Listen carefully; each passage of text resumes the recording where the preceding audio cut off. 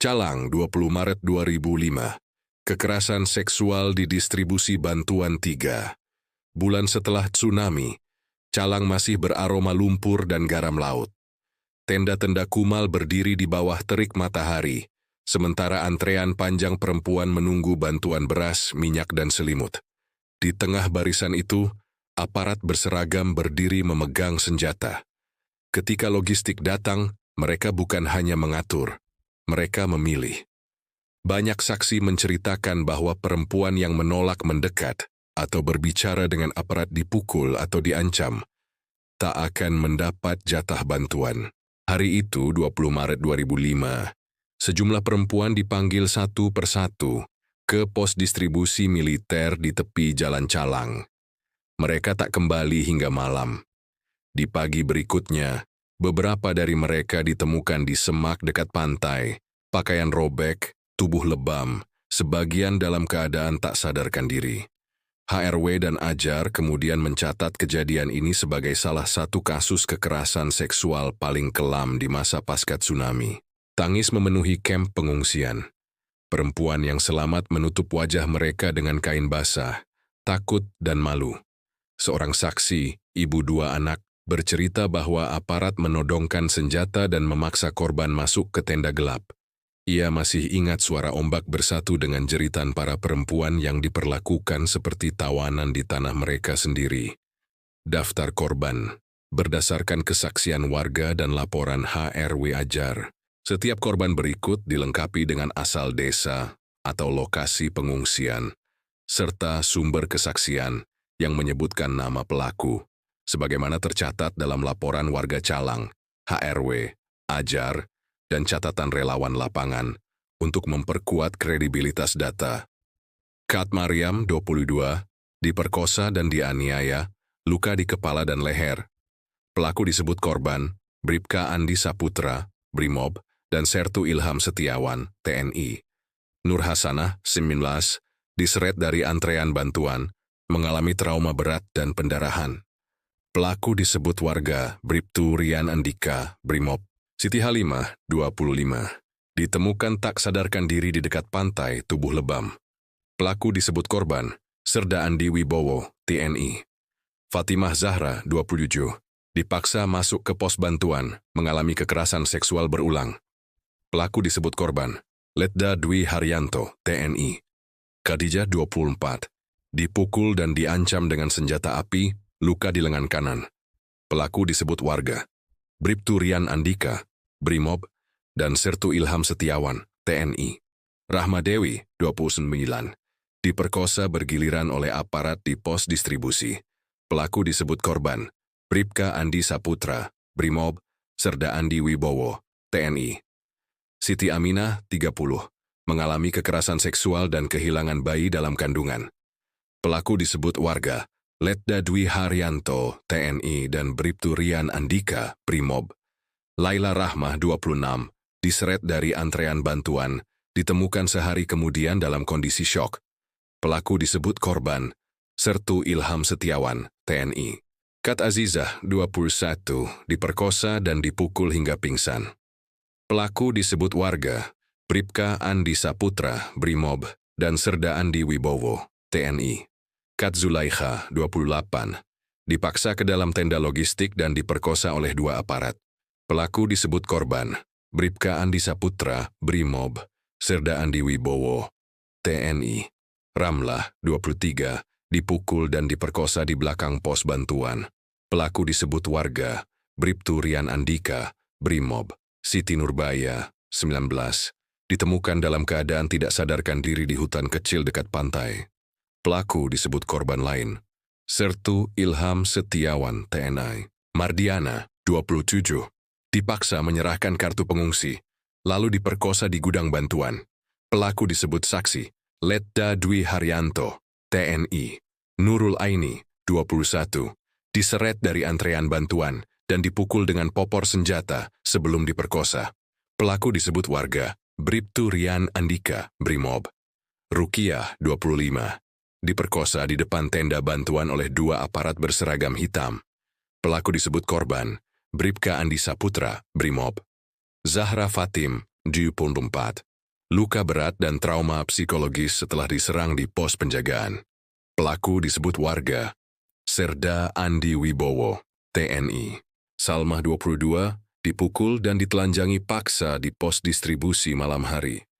Pelaku disebut warga Sertu Ilham Setiawan, TNI. Aminah 26, diperkosa bergiliran di tenda pengamanan oleh aparat gabungan. Pelaku disebut korban, Letda Dwi Haryanto, TNI. Bribka Andi Saputra, Brimob. Nur Syahida 29, ditemukan dalam kondisi kritis di dekat sungai, pakaian robek. Pelaku disebut warga, Bribtu Rian Andika, Brimob. Nadia Fitri 20, diperkosa dan dianiaya di tenda logistik malam hari.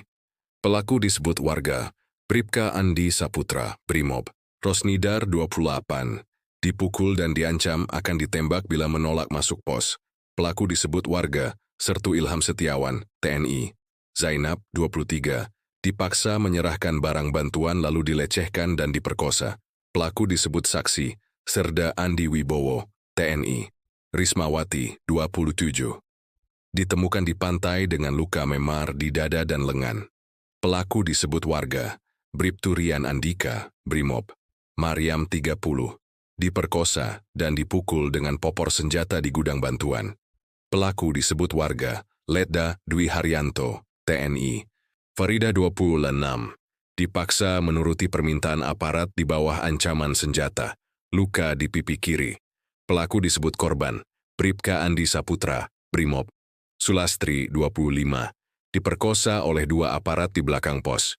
Pelaku disebut warga, Bribtu Rian Andika, Brimob. Sertu Ilham Setiawan, TNI. Zulaikha Rahmah 24, diperkosa dan dianiaya di gudang logistik.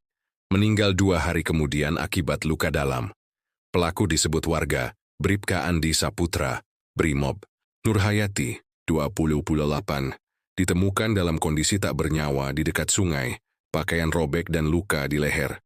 Pelaku disebut saksi, Sertu Ilham Setiawan, TNI.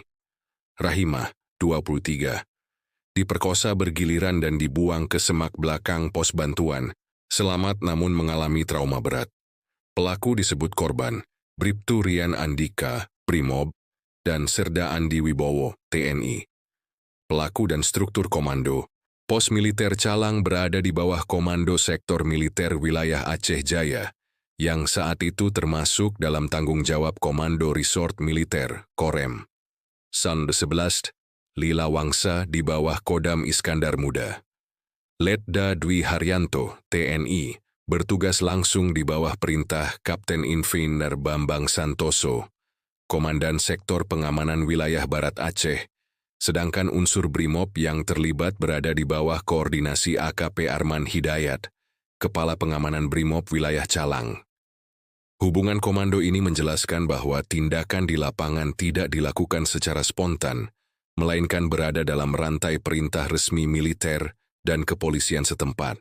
Berdasarkan kesaksian warga Calang dan laporan lapangan HRW serta Ajar, kekerasan dilakukan oleh aparat berseragam TNI dan Brimob yang bertugas mengamankan distribusi bantuan di pos militer Calang.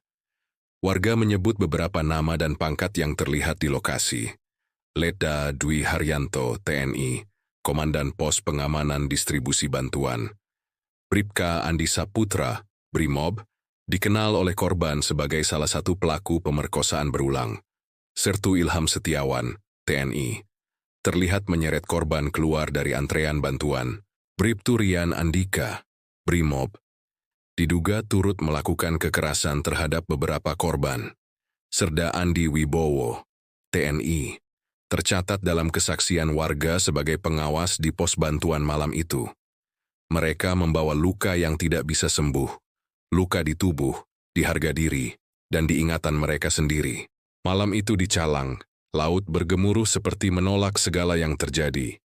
Anak-anak menangis mencari ibu, sementara langit gelap menyembunyikan tangisan perempuan yang diperkosa di tanah tempat mereka lahir. Tak ada pengadilan, tak ada keadilan, hanya diam panjang dan kemarahan yang belum selesai hingga hari ini. Kutukan terhadap pelaku dan pejabat, kutukan rakyat Aceh turun kepada mereka yang menodai tanah ini. Setiap tangan yang memukul, dan setiap mata yang menyaksikan tanpa menolong akan membawa kutukan yang tak berakhir. Para pelaku yang memperkosa, menembak, dan menindas perempuan Aceh tak akan menemukan kedamaian di dunia maupun akhirat. Nama mereka akan disebut dalam doa kebencian rakyat, dan setiap jerit korban menjadi saksi di hadapan Tuhan. Pejabat yang menutup mata, yang menandatangani laporan palsu, yang memutar kata demi melindungi pelaku, mereka juga menanggung dosa yang sama. Tidak ada jabatan, bintang, atau seragam yang dapat melindungi dari kutukan air mata para perempuan dan anak-anak yang direnggut dari hidupnya. Mereka akan dikenang bukan sebagai pemimpin, tetapi sebagai pengkhianat kemanusiaan. Setiap langkah mereka di bumi Aceh akan membawa beban darah dan tangisan yang tak akan hilang hingga ke generasi berikutnya.